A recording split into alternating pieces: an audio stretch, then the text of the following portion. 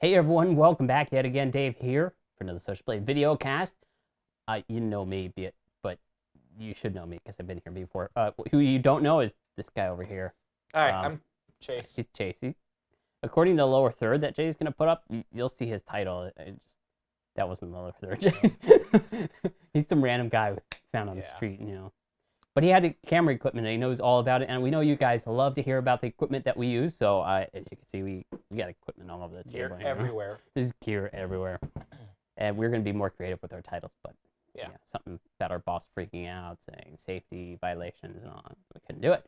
So if you have any questions or thoughts, put them in the comments. And we will be monitoring that and sort of answering things as we go. So we love to talk about gear, basically. Yeah, basically, we love cameras, is audio, video stuff, lighting, and we got enough of it here to show it off. Yeah, including this awesome camera feed that I can look at. I can point at our producer over there. Look at that. We got that's Jay, and this is a Phantom. So we're gonna go over quite a bit, and we hope you guys like it too. Yeah. So where do we start? What do we want to start with? I don't know. Where do you guys want to start with? One guy in the comments says we should talk about VHS. That's been dead since the 90s. Yeah, big plastic square rectangular things. You stick them in some player, and it always ate the tape. And pretty much, it was a good idea. With like this room full of just this black tape everywhere. It's not very great. We don't use that anymore. No. Betamax maybe. Betamax? Yeah, I ran a few television studios. Mini DV. Mini DV. There we go. I do use Mini DV on some projects, but rarely now. Anyway, so I guess we could start over with cameras because we got so many on the table here. And the number one camera that you probably most of you own already, cell phone. These are great for vloggers because you got the front-facing camera, the back-facing camera, and usually a light for the back-facing camera. So vloggers, they can, I don't know, they can flip around if you get the angle right and do that, or you can use the screen and the front-facing camera. Some of these shoot at 4K. This 1+1 shoots at 4K, 4K, 1080p, 720p, or standard definition. Why in the God's no, you don't ever shoot that, but hey, they're really, really useful. Where they lack though is your zoom. You can't really zoom in unless you're using digital zoom, and they're really shaky. It just makes it look bad. Yeah, very don't degraded use image. Zoom, guys, please. GoPros are great. We don't have one in front of us. No. Jay had a GoPro in studio, but it flew away with one of these quadcopters one day. So we're just gonna pass on that. Right? Pretend that's a GoPro. Pretend that's GoPro. We'll get back to that in a minute though. DSLR. Oh, let's one more step up. Point and shoots. These are great. This one actually has a camera on the front, so you can do the whole vloggy thing. You do have optical zoom on these, so it'll go zoom. Yeah. I think it actually. A lot of vloggers use point and shoots. So if you're a vlogger, maybe look at point and shoot. You don't necessarily need a DSLR. I know a lot of people really want DSLRs, but then they don't know how to use half of it. Yeah. Start with a point and shoot. And then once you figure all that out, then maybe start working towards a DSLR or something. I tend to find Canon, Panasonic, Sony actually makes really good point and shoots. Do you have any favorite ones, Chase? Yeah, the RX100. What brand is that? Sony. Sony RX. Sony RX100. I want that thing. Let's put it that way. We should all buy one right now. Let's go to B&H. It's only in New York and it's across the country. Step up from there. A lot of people use the SLRs. We got a Canon T4i here on the desk. These are great because they have a large image sensor. You get that shallow depth of field that just makes everything look professional. They have a lot of manual controls. You can take off the lens and swap it out for things. Really stable, a lot of accessories that you can really do with it. You'll see these a lot for movie productions. Where they lack, though, is the ability to hold the microphone and audio. You can see here we do have a microphone we can put on board, but honestly, that's going to be away from your subject. So if you want to mic someone up, you're going to mic it up like we're doing here. We got lapel mics on, wireless transmissions all the way back to you. Well, across the studio at least. Stuff like that, all the way across the board. Mixers and such. So yeah, they're great for just general imagery, but if you want to boost up your audio, a lot of people go with an external recorder like this, the Zoom H4n. These things are about $200-300, I think, currently, and you get a few different ones. I think the Zoom HN or H1n or something like that. I think the H1 is about $100, a little bit plasticky. Doesn't have all the great features like XLR inputs, but really, really well to boost up with the onboard microphones Yeah. your input gains and all that, and getting really good sound, because audio is half of video. Some people would say it's actually more of it. Yeah. So things to consider. Step up from that. We got the Panasonic. Panasonic cameras like this, where you've got multiple different buttons on the side, so you can Tons of adjust white buttons. balance, 3-ring control, so you can do exposure, zooming, focus, all on board, and just really, they're set up to just run and gun, as they say in the field. Yes. So you get a firm grip on this thing, you run around, and you get a steady shot out of it, really, really fast to set up and go. And, you know, plenty of zoom on here, plenty of features. You're not going to really grow out of this. This is one camera I've used for like 3+ years now, and I still use it a lot to this day, along with my SLR. So things to consider there. What, though, are alternatives to something like this? Because this is a $2,000 camera. There's got to be cheaper alternatives, maybe that have the same design, that are maybe even a little bit more compact at the same price. What do you recommend? They have like the Canon XA20. I've used that a lot for different productions and stuff, and that's really nice. XA10 also nice too. XA10, yeah, a lot of YouTubers use those.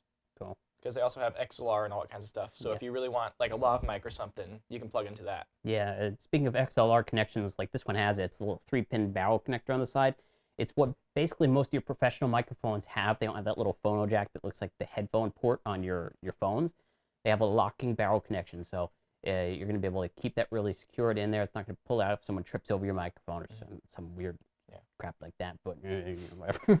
Another important difference between DSLRs and video cameras, as remembered, is a lot of these will cut off after like 11 to 12 minutes. Yeah, whereas a video camera can record continuously as long as there's space to record. True. Battery life. The filing system on there, though, you'll notice on both of the cameras, most of these cameras, is it's usually a FAT32 filing system.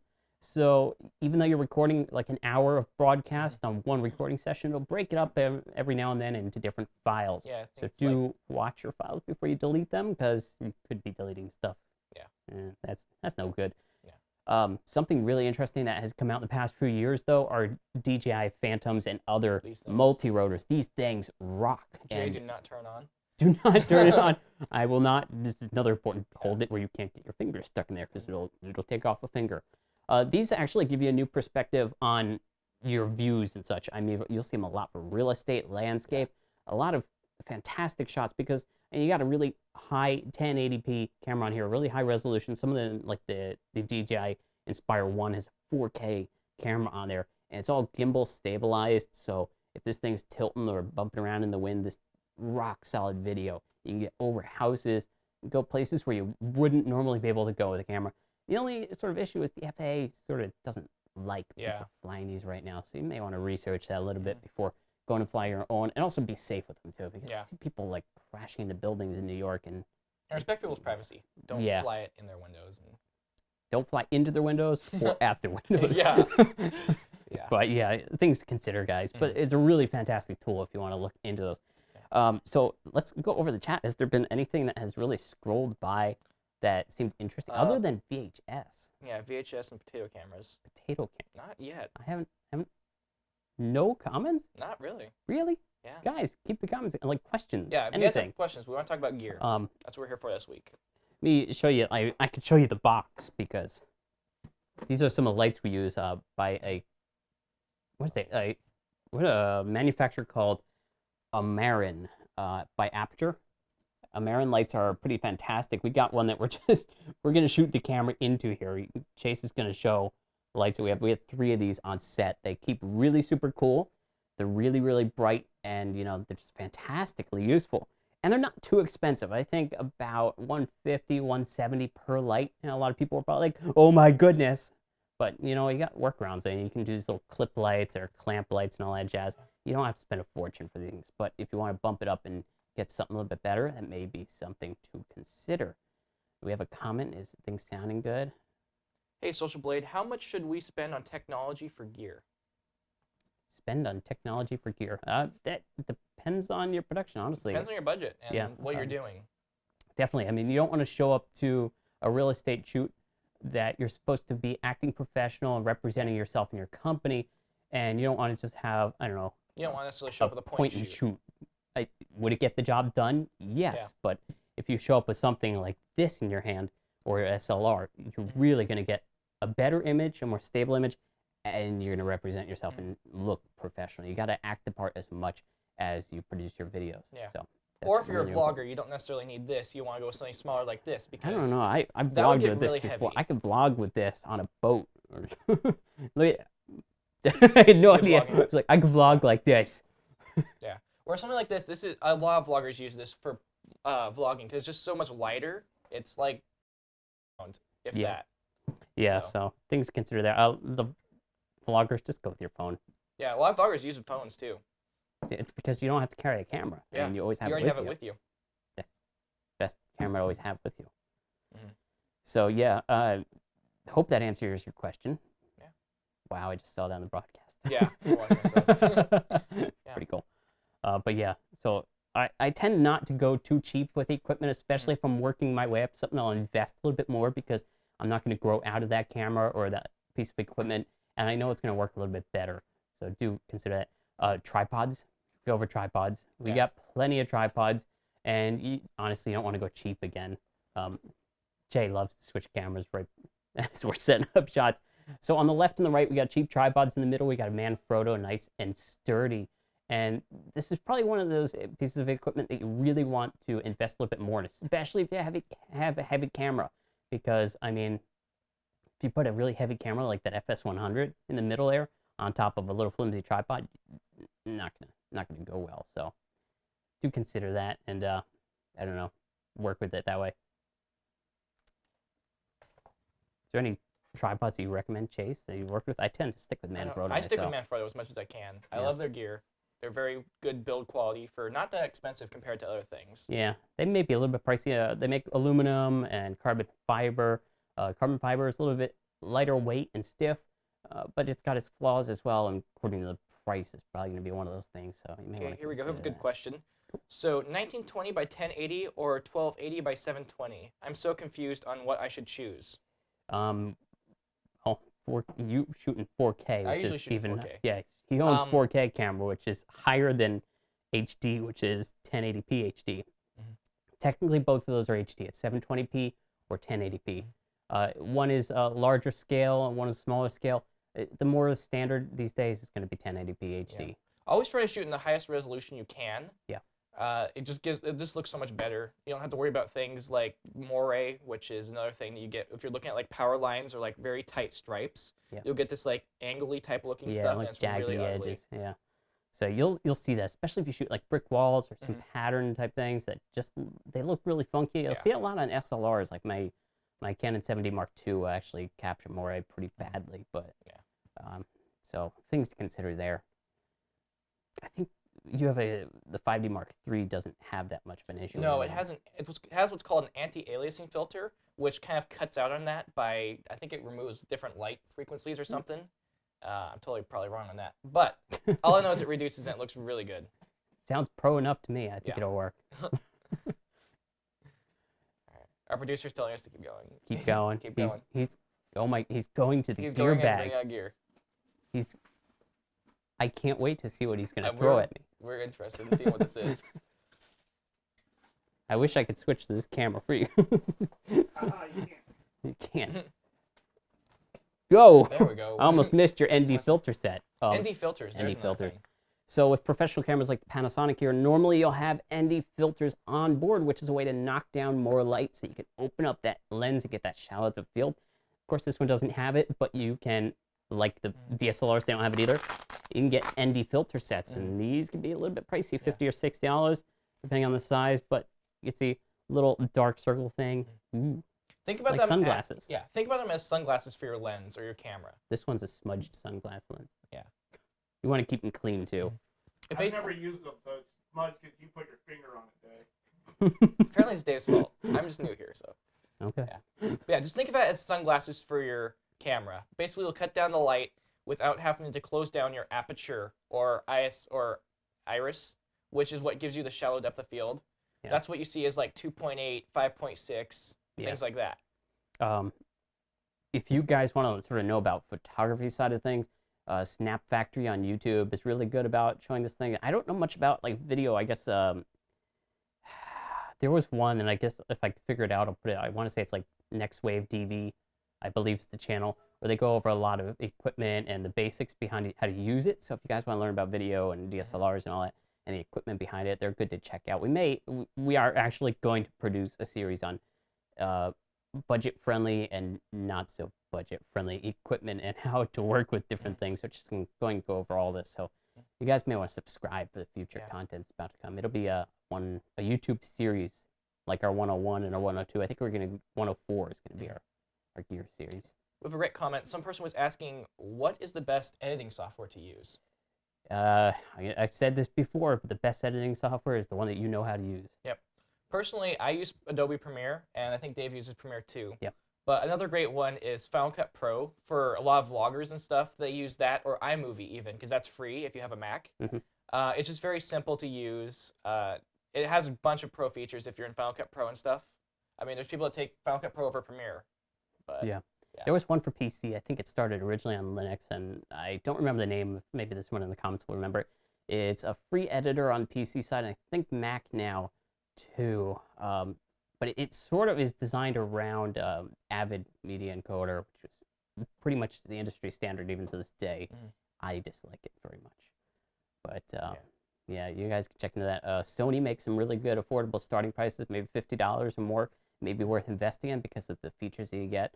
It's like HD Movie Studio 12 or 13 or 14, whatever they're on now. Don't think that you have to spend for Pro 13 or whatever, because that's $1,000+ or something. Yeah. So. We have another comment here. Do black bars make a film look more professional? Depends on the look you're going for. Yeah, I personally don't like the look of black bars, but that's just my opinion. I don't think they make it. I don't think they actually put them in to make it look professional. It could be just the format that they're shooting, the camera, the crop of the frame, and it's just how it's displayed. Also, the screen. I mean, some of these theaters don't have the standard screen sizes, so if they show something that's a little bit wider or something, it'll add the black bars. For those of you that don't know what black bars are, it's basically where the video is here, and there's a lot of black space on the top or bottom. Yeah, it's basically the same kind of things that happens with old videos where there's like black on the sides. Yeah. Where it was like 4:3 aspect ratio. It was almost square. Yeah. So you get black bars left and right, but now you could get them on top and bottom. You'll see it every once in a while on YouTube and stuff from like filmmakers and stuff. Go back to like the original Zoo upload. We had the Zoo thing, and you'll see black bars on it. Sony Vegas isn't bad. Works really well with Audacity. Yeah. Audacity is a great audio editor, and we mentioned audio before being really important, so you might want to jump into a different program just to spice up your audio, add a little bit of compression, gates, expand it a little bit. You guys can learn more about that process on other channels. Maybe we will go into it in the future too, but it's not something we can really cover in one video because it's so detailed. But yeah, keep your audio at the beginning, keep it really well. It's sort of like a chain reaction. I mean, you start with a good microphone, then you don't have to process it much more to make it sound even better. But if you start with a cheap mic, I mean, in the end, you're going to get really cheap sound. And, you know, audio is important. So. Yeah. Always try and get your final look in the camera so you don't have to try and fix stuff in post, because that just takes editing way longer and it becomes not fun to do. Yeah, definitely true. I tend to do a lot of my stuff, now that I've got my setups and my microphones really well, I'll just do all my editing for audio, my compression, limiting, expansion, all in Premiere itself. It has some really nice features there, but if I need something really, really kicked up, I need to remove something that I left behind, like a small hiss, I'll jump it into Adobe Audition, because that's got way more features. You know, that's a whole nother book, though. Yeah. We don't have any more comments right now. No more comments? No. I'm staring at the screen. I'm like, where's the comments? Jay, our producer, loves them. Look at your phone. Oh. Apparently, when we do this, it means look at our phone. Okay, here we go. I got it. What is the best recording software for a computer? Depends on what you're on. Screencast. Screencast for Windows. I tend to use Camtasia, but that's a $300 program. I think they make Snagit, which may be a little bit cheaper. Honestly, I think you can use, whatchamacallit, QuickTime. QuickTime, yeah. QuickTime, if you're on Mac, can actually do screen recordings. And you can even record from your phone. If you have an iPhone, you can plug in a cable and you can record like gameplay or something on your phone, which is something new that they've just recently added. If you're going to be recording consoles and stuff like that, you'll need capture devices like the Elgato. A lot of people go with that. I don't recommend it because I don't find the software to be all that useful or stable. But there's a few other companies that make similar devices, so check into those as well. Blackmagic. Blackmagic. We use Blackmagic on our set, our producers, Mm-hmm. whispering the awesomeness from behind one of his screens here, because Blackmagic makes these little hardware encoders that you can plug audio sources in, captures it, sends it to USB 3 or Thunderbolt or whatever you want it to be, and it sends it out to whatever you want. So that's, you've seen us guys do a Blackmagic card and a bunch of other equipment from Blackmagic too. Another screen recording app that I use for Mac is called ScreenFlow. ScreenFlow. And it works really well because it also has a built-in editor. So Yes. as soon as you're done recording, you can just go right into it and edit. Yeah, and that's a little bit more affordable. I mean, Camtasia Studio has the same thing where you can record the picture-in-picture for your webcam and screen, and you got the editor. I personally like the workflow of Camtasia, and I think the latest versions really aren't good. So it may be worth investing in. If you're doing a lot of tutorials, you may want to invest in that, as pricey as it is. Yeah. Here's another comment. Can you use any green screen, or is there a specific brand/type? Honestly, a green screen, cheaper green screens are going to have a slight off green color. You definitely don't want to go with like bed sheets that look green, because they're going to be like maybe a different shade of green.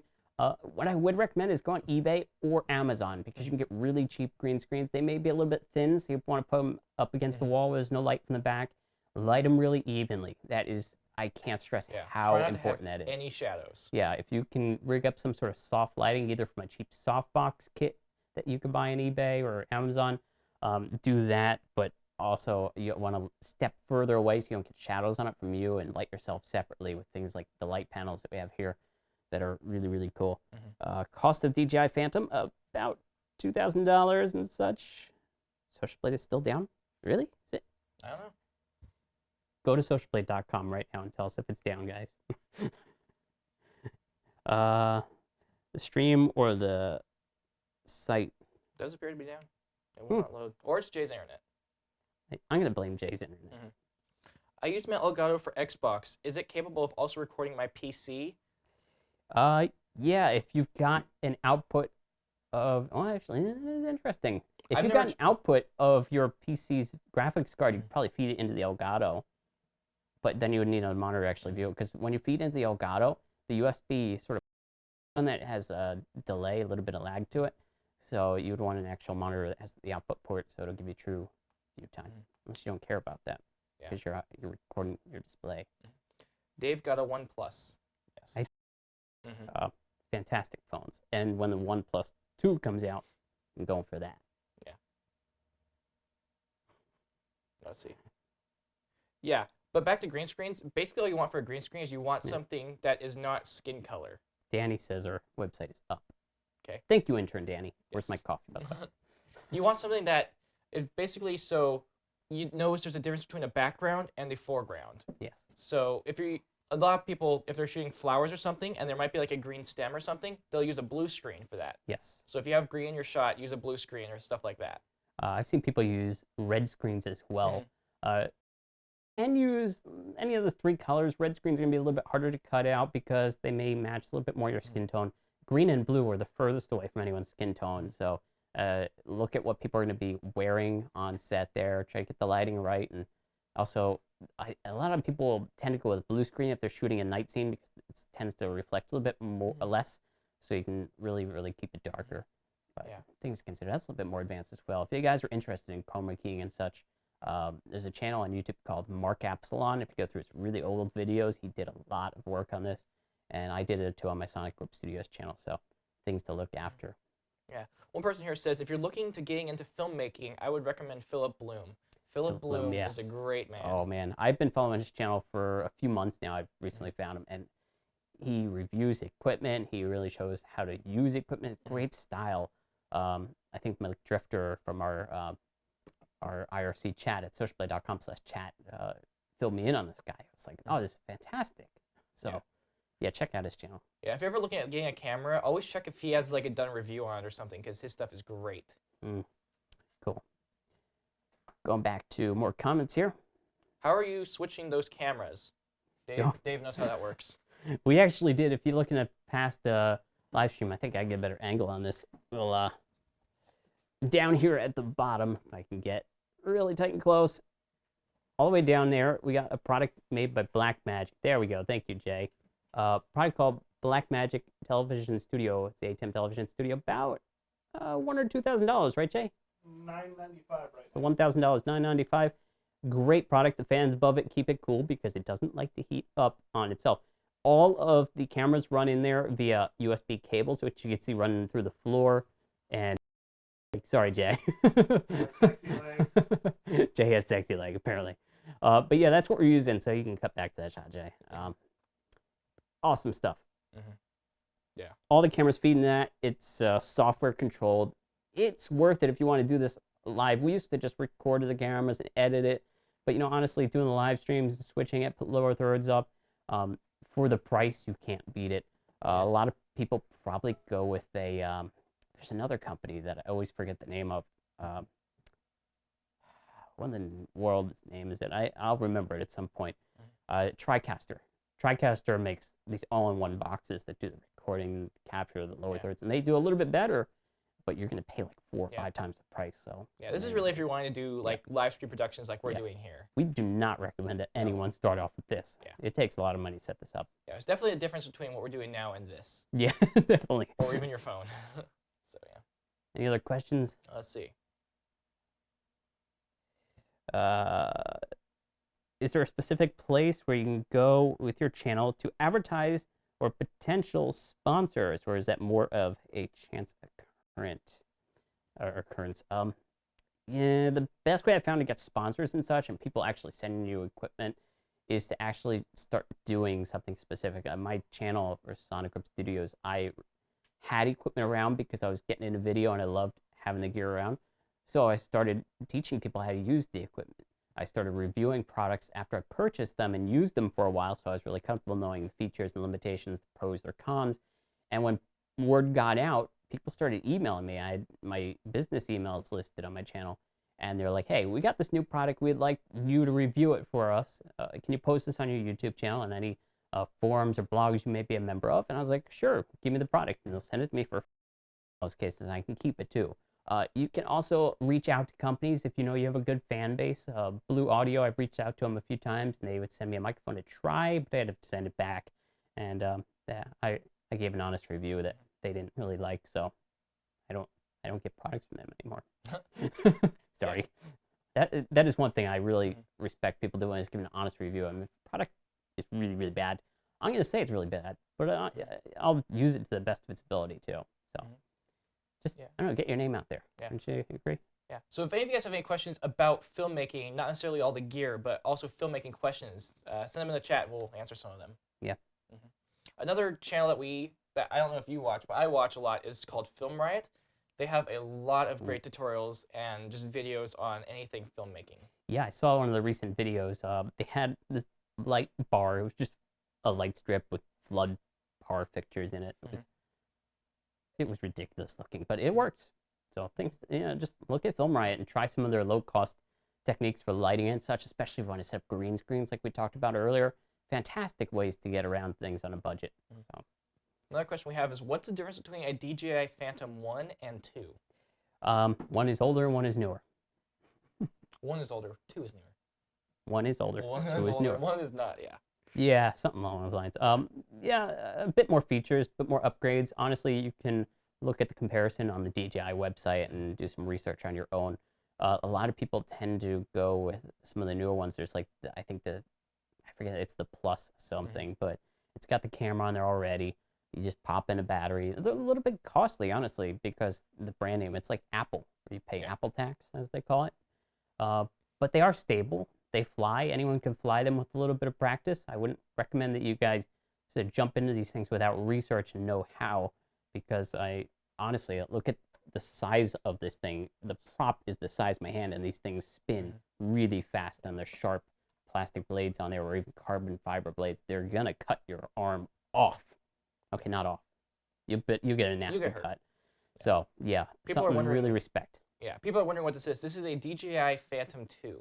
Yeah, this is the Phantom 2 with an added camera gimbal. Yeah. So costly add-on. Yeah. This basically here, hold it without dropping it. This basically rotates in all directions with motors that have sensors, so that it stays completely stable. So if the drone is going this way, it will level it out. Yeah. And you don't have to worry about anything. Yeah, true.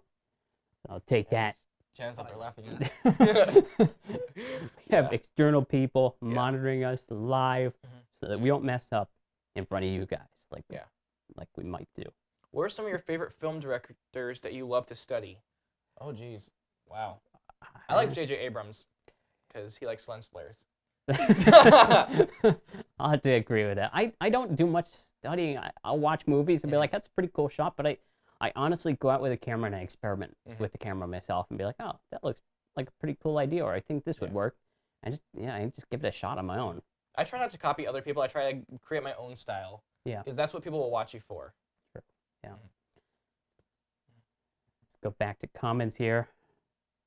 My phone keeps shutting off. Darn OnePlus. How do you like...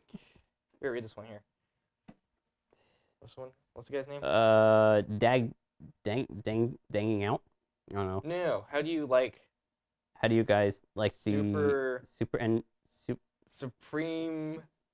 G0 camera? I don't know. It's a really weird I have name. no idea. I don't even know what that I is. can't even pronounce your comment. Yeah. Wow. Supreme Geezer? Yeah. I had to look that one up. I never heard of it. Sorry. Yeah. I'm curious now. Yeah, now we have to go look it up. We'll have to go buy one. It's probably like a $10,000 red. Yeah, I ain't gonna touch that. Yeah. So who doesn't like J.J. Abrams? People that don't like lens flares. True. Or Star Wars or Star Trek or. That's one thing to consider. Don't go overboard on your editing. A lot of people use like these wipes and these star wipes and another star wipe, and they use crazy sound effects, and it works for a while, then it gets boring. Please limit your fades and transitions. Yeah. So we're getting told to wrap up the show, but before we do, we gotta introduce a stuffed pal of ours. He lives in the floor. This is the elephant cam. That is the elephant cam. The nose is great for getting into tight angles. Who is this really? This is Ergo. Ergo the elephant. Not Ergo. Or Ergo. Not Ergo. Ergo. Ergo. It sounds the same. It's not. This is elephant.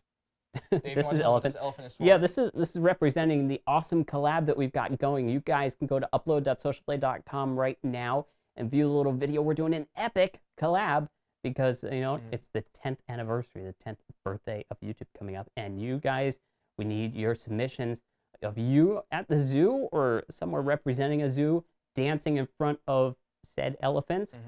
And have your sign with you, or maybe put a lower third graphic or something that shows your channel name as well as your joined date on YouTube. If you don't know any of that, go search it on Social Blade and it'll tell you your joined date there.